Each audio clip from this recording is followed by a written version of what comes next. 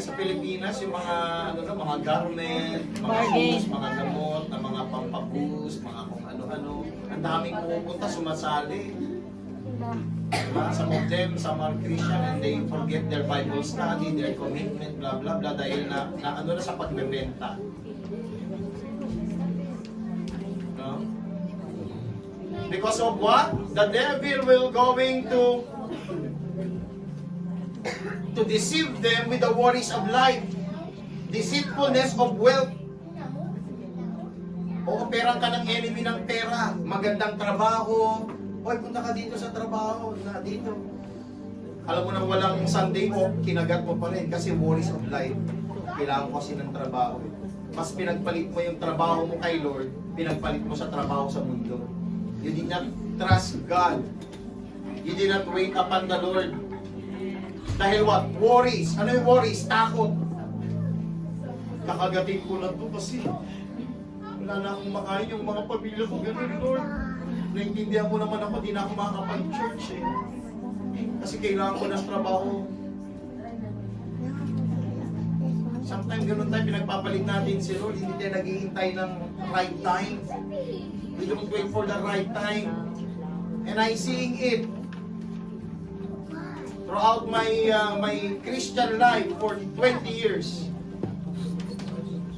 that I'm a Christian. I see many people ginagamit sa pulpito, nagpe-praise and worship, iba nagpe-preach na after nagkaroon ng when they have in trouble of their finances, kahit na yung trabahong ino-offer sa kanila, di niya alam yung offer ng trabaho na yung galing kay Satanas para he will snatch away from the kingdom, sa work ng kingdom, kinagat dahil worries of life. They don't trust God, that God will provide a right job that will not affect the kingdom ministry. Because this is what we are called for in Matthew 40, in Isaiah 45:3. We are created to declare His praise. That is the diversion of the devil. So that's why I always says we cannot see the devil with his high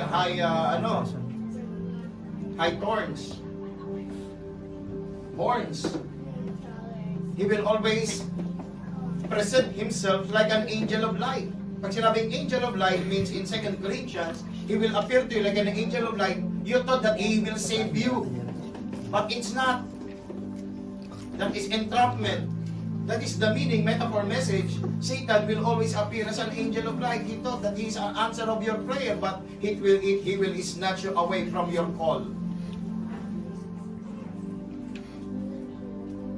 Kala mo siya na, Lord, ito na siguro pinapanalangan ko, magiging forever ko. Agoy. Hindi mo pinag-aralan. Tinext ka lang, hi, how are you? Sinagot mo na, oo na!